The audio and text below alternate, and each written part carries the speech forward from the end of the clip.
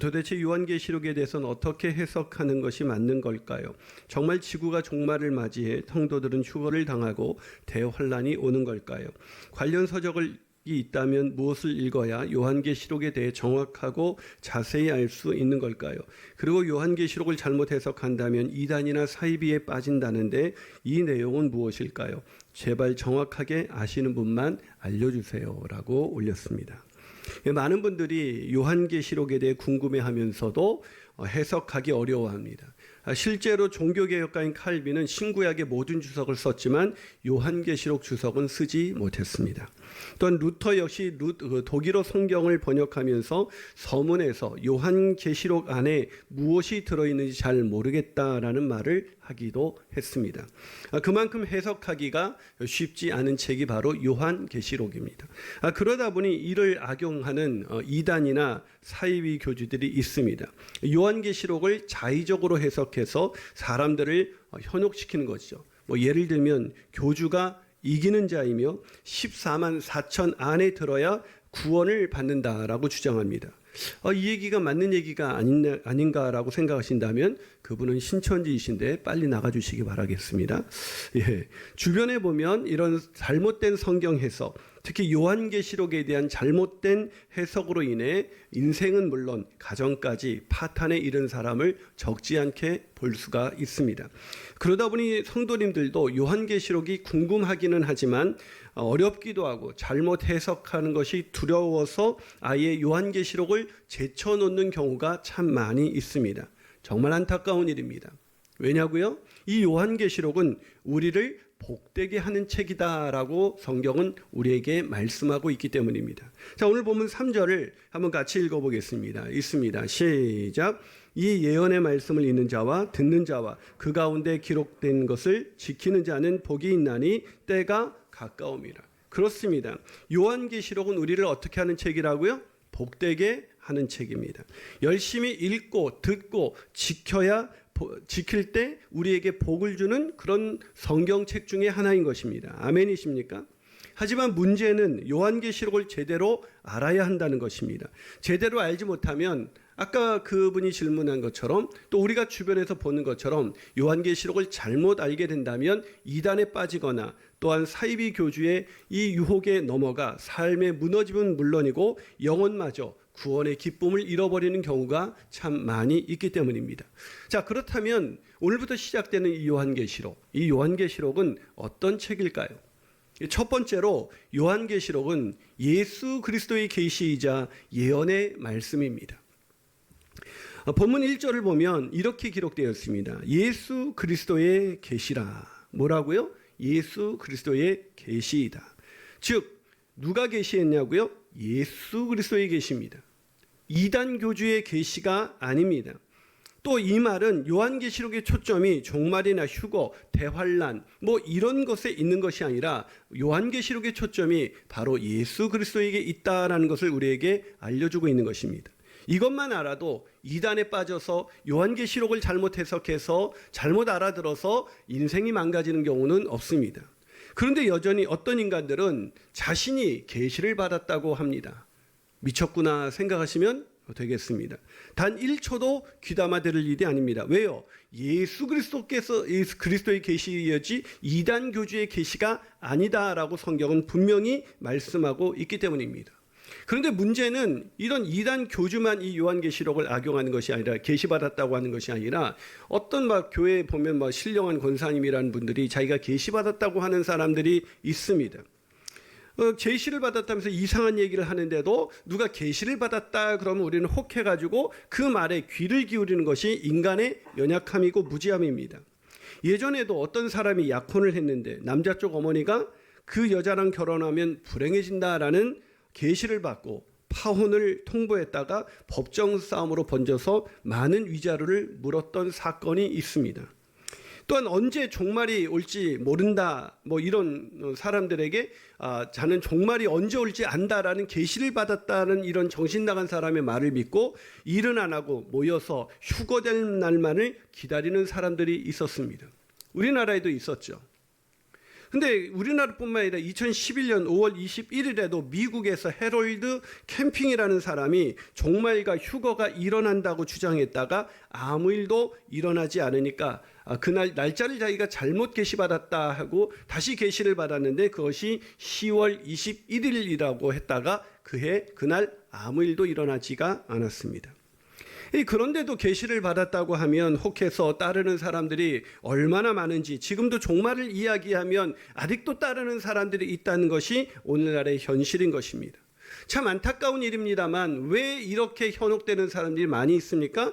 오늘 요한계시록이 예수 그리스도의 계시이다라는 이 말씀을 제대로 알지 못하기 때문입니다. 예수 그리스도의 계시이지 이단 교주의 계시도 누군가가 계시받았다는 것 다 가짜입니다. 미친 얘기입니다. 여러분, 하지만 알아야 할 가지 이 예수 그리스도의 계시라는 것을 알면 적어도 요한계시록 때문에 인생이 무너지는 것은 없습니다. 이것을 알게 되시기를 주님의 이름으로, 확신하게 되시기를 주님의 이름으로 축원합니다. 하지만 더 알아야 할 한 가지 더 중요한 사실이 있습니다. 요한계시록은 단순한 계시가 아니라는 것입니다. 자, 오늘 본문 3절 앞부분을 한번 읽어보겠습니다. 이 예언의 말씀을, 자, 요한계시록이 어떤 말씀이라고요? 예언의 말씀이라는 것입니다. 여기서 우리는 더 중요한 것을 알게 됩니다. 그게 뭡니까? 요한계시록이 단순히 미래에 일어날 어떤 계시, 즉 그런 일어날 일을 말하는 책이 아니라 하나님의 뜻을 대언하는 예언의 말씀이라는 것입니다. 즉 요한계시록은 미래에 일어날 일에 초점이 있는 것이 아니라 사실은 하나님의 말씀대로 오늘을 살아가게 하는 것에 그 초점이 있다는 것입니다. 자, 그리고 요한계시록 한 가지를 더 말씀드리면 요한계시록은 서신서입니다. 즉 소아시아에 있는 7교회에 보내진 그런 말씀입니다. 자, 이 일대지를 정리하면 요한계시록은 어떤 책입니까? 다시 오실 예수 그리스도의 계시이자 하나님의 뜻이 담겨져 있는 예언의 말씀이자 서신서이다.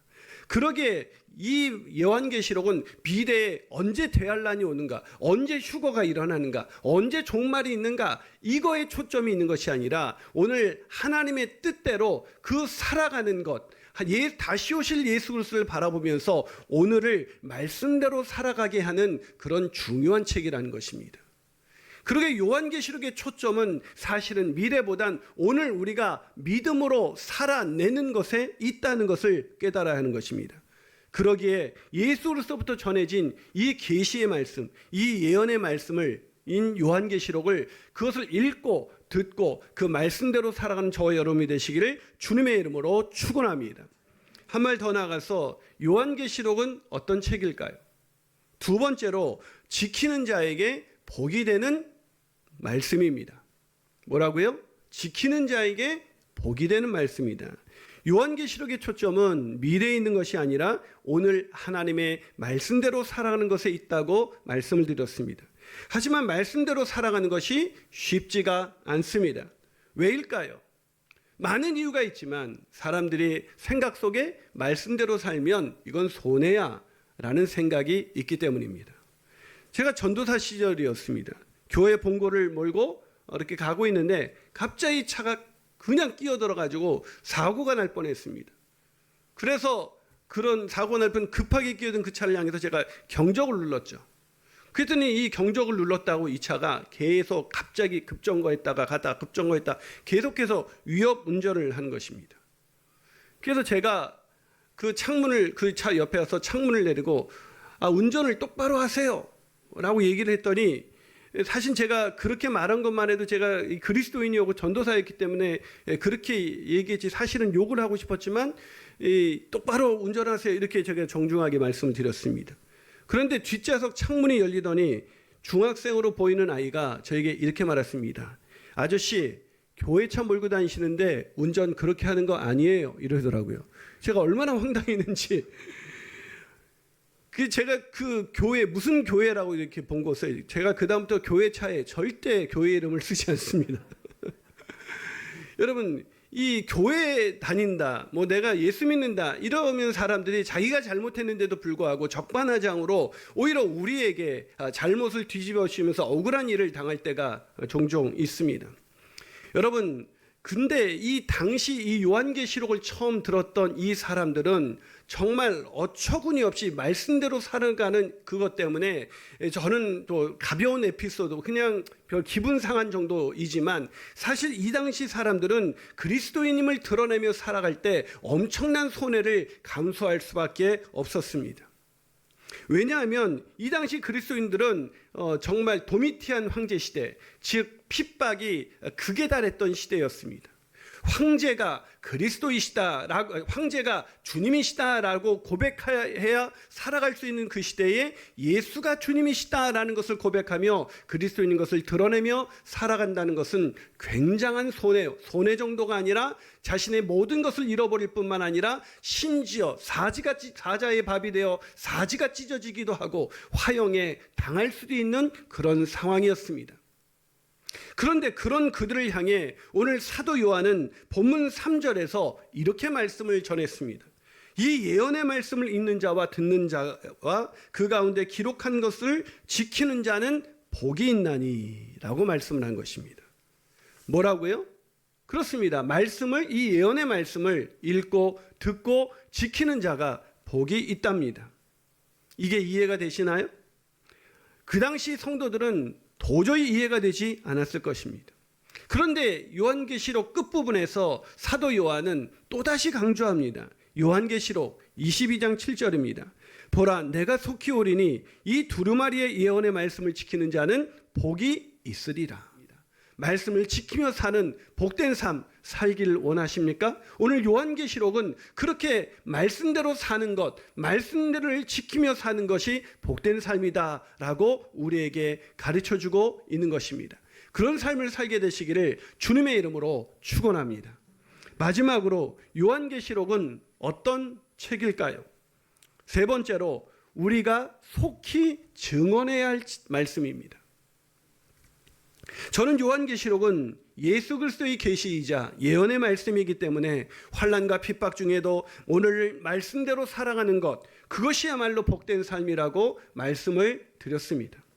하지만 안타깝게도 여전히 많은 사람들이 말씀대로 살아가는 것은 어려운 일이고 쉽지 않은 일이고 복된 삶이 아니라고 생각한다는 것입니다.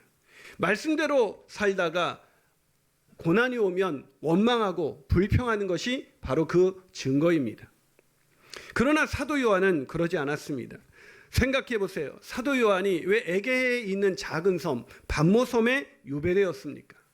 그것은 황제는 주님이시다라고 고백하지 않으면 살아갈 수 없는, 세상 복락을 얻을 수 없는 그 시대 가운데 오직 예수님은 주님이시다라고 고백하며 말씀대로 신앙을 지키며 살았기 때문입니다. 즉 말씀대로 살았기에 그는 유배되어 고난과 환난 속에 처해 있게 된 것입니다. 그런데 그런 상황 속에서도 이 요한은 성도들에게 뭐라고 말하고 있습니까?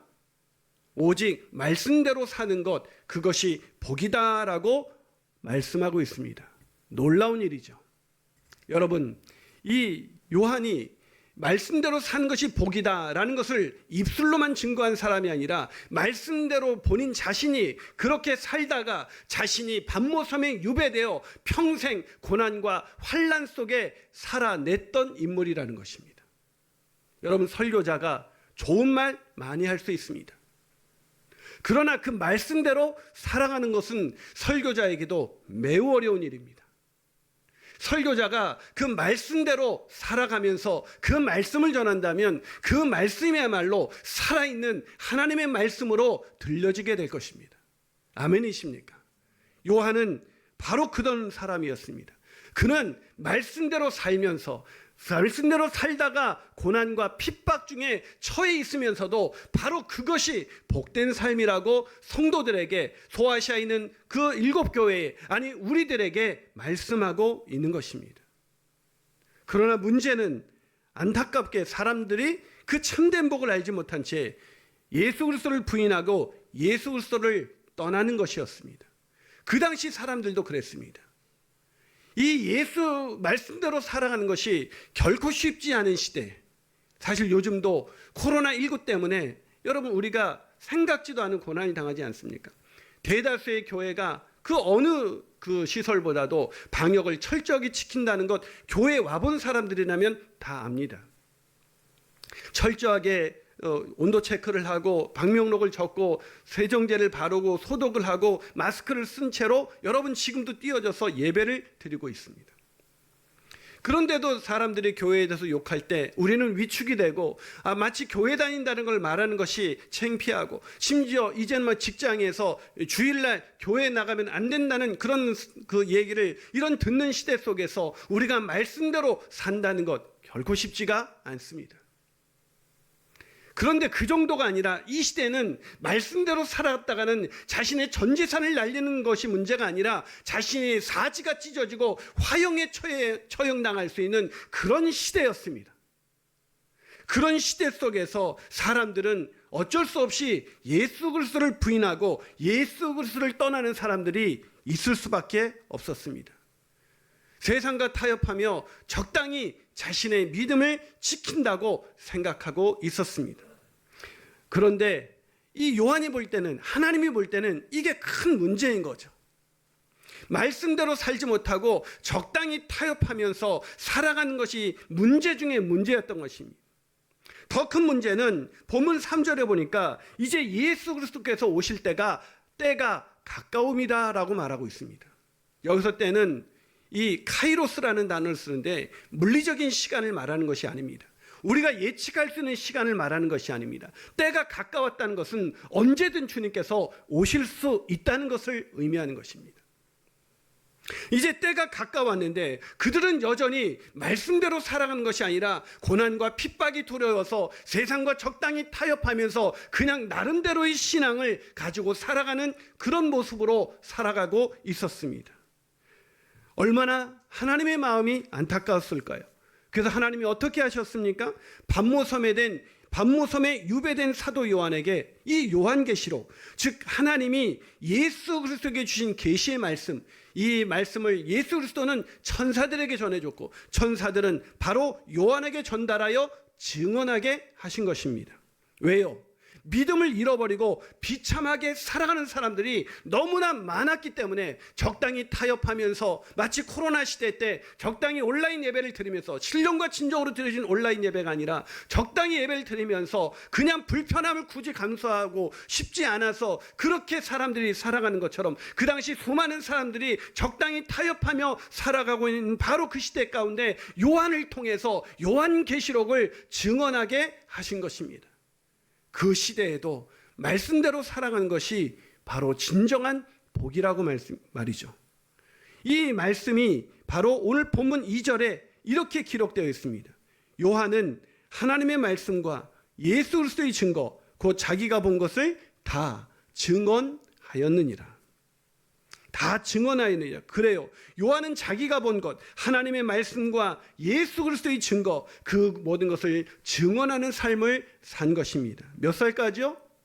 94살까지입니다. 이 사도 중에 가장 오래 산 사람으로 알려져 있습니다. 왜 하나님이 사도 요한을 이렇게 오랫동안 살게 하신 것일까요? 그것은 사명이 남아 있었기 때문입니다. 우리가 살아가는 이유가 무엇입니까? 예수 그리스도의 계시, 이 요한계시록, 하나님의 말씀, 복음을 증언하는 일이 바로 우리가 살아갈 이유인 것을 믿으시기를 주님의 이름으로 축원합니다. 사랑하는 여러분, 인생을 살다가 순교하는 것 참 거룩한 일입니다. 그러나 순교보다 그것 못지않게 더 거룩한 일이 뭘까요? 저는 환난과 핍박 중에도 평생 믿음을 지키며 말씀대로 사는 것, 그것이야말로 거룩하고 복된 일이라고 저는 확신합니다. 일본에 가면 나가사키 현이라는 곳이 있습니다. 몇 년 전 2018년으로 기억하는데요, 유네스코가 일본인들조차 기억하지 못했던 이 일본인들의 역사가 담긴 이 일본의 이 나가사키 현에 있는 장소를 유네스코 유산에 등재시켰습니다. 바로 나가사키 현에 있는 초기 기독교 건축물을 유네스코 그 유산에 등재시킨 것입니다. 이 극심한 핍박 속에서도 신앙을 지킨 일본의 기독교를 보존해야 할 필요를 유네스코가 인정한 것이죠. 저도 몇 년 전 이곳을 순례했습니다. 순례하다 보니까 정말 일본에 이렇게 많은 순교자가 있었구나 라는 것을 알게 되었습니다. 순례하면서 계속해서 마음에 미어져 내려오는 그런 감동이 제 심장을 찔렀습니다. 그 순례하는 중에 26인의 순교를 기념하는 26인의 순교 기념비가 있었습니다. 지금 사진에 보이는 것인데요, 저기에 이렇게 십자가형으로 되어 있는데 이렇게 가로로 되어 있는 저기에 26명의 순교자들의 형상이 조각되어 있습니다. 1597년 1월 도요토미 히데요시가 기독교 금지령을 선포한 가운데 스페인 선교사를 포함해 26명의 크리스찬이 체포됩니다. 물론 처음에는 24명이 체포됩니다. 이어 그들은 귀가 잘린 채로 혹한 속, 그 겨울에 혹한 속에서 교토를 출발해서 한 달 동안 귀가 잘린 채 그 혹한을 걸어서 이 나가사키까지 와서 십자가에 달려 창에 찔려 초림처럼 죽었습니다. 그 중에는 노인도 있었습니다. 그 중에는 14살짜리 아이도 있었습니다. 아니 심지어 12살짜리 소년도 포함되어 있었습니다. 그들뿐만 아니라 처음엔 24명이었는데 그 행렬이 예수가 그리스도이시다 라는 것을 인정했기 때문에 순교하러 이 처형당하러 가는 행렬이라는 걸 알고 두 사람이 자진해서 자기가 그리스도님을 밝히고 그 행렬에 포함되어 26명이 된 것입니다. 그 중에 아까 말씀드렸던 12살이었던 어린 소년 루도비코 이바라키를 그 무사 중에 한 사람이 이 어린아이가 이제 그렇게 십자가형을 당하게 되는 것이 너무 불쌍하게 여겨서 배교를 권했습니다. 그럼 살려줄 수 있다고. 하지만 12살짜리 소년은 그 배교의 기회를 거절하고 십자가에 달려 처형당하는 복을 누렸습니다. 그 아이는 임진왜란 때 포로로 끌려간 조선인의 후예였습니다. 또한 26명의 순교자 중 한 명이었던 바오로 미키는 십자가에 매달려 처형장에 모여든 군중들에게 이렇게 마지막 메시지를 전했습니다. 판결문은 우리가 필리핀에서 일본으로 왔다고 합니다. 그러나 나는 그 어떤 다른 나라 출신이 아닙니다. 나는 진정 일본 사람입니다. 내가 살해되는 유일한 이유는 그리스도의 교리를 가르쳤다는 것입니다. 나는 분명 그리스도의 교리를 가르쳤습니다. 나는 내가 이 이유 때문에 죽게 된 것을 하나님께 감사드립니다. 나는 죽기 전 진리만을 말하고 있다는 것을 믿습니다. 나는 여러분이 내 말을 믿는 것을 알기 때문에 죽게 된 것을 하나님께 감사드립니다. 나는 여러분이 내 말을 믿는 것을 알기 때문에 여러분이 행복해지도록 그리스도께 도움을 청한다고 여러분 모두에게 한 번 더 말씀을 드리고 싶습니다. 나는 그리스도께 복종합니다. 나는 그리스도의 모범을 따라서 나의 박해자들을 용서합니다. 나는 그들을 미워하지 않습니다. 나는 하나님께서 그들 모두에게 자비를 베푸시도록 청하며 나의 피가 풍성한 결실을 가져오는 비처럼 나의 동포들에게 내리기를 소원합니다. 사랑하는 여러분, 이런 행복, 이런 감사, 예수 그리스도의 교리를 가르치다가 그것 때문에 죽게 된 것을 감사하는 이 감사가 우리가 다음 주에 드려질 추수감사절의 감사가 되었으면 좋겠습니다. 하나님이 나에게 물질을 풍성하게 해주셨기 때문에 감사, 하나님이 나에게 건강을 주셨기 때문에 감사, 하나님이 나에게 모든 것을 평안히 해주셨기 때문에 감사, 그것도 감사할 일이겠지만 내가 의를 위하여 말씀대로 살다가 핍박과 고난을 당하는 감사, 코로나19 중에도 믿음으로 살게 하심에 감사,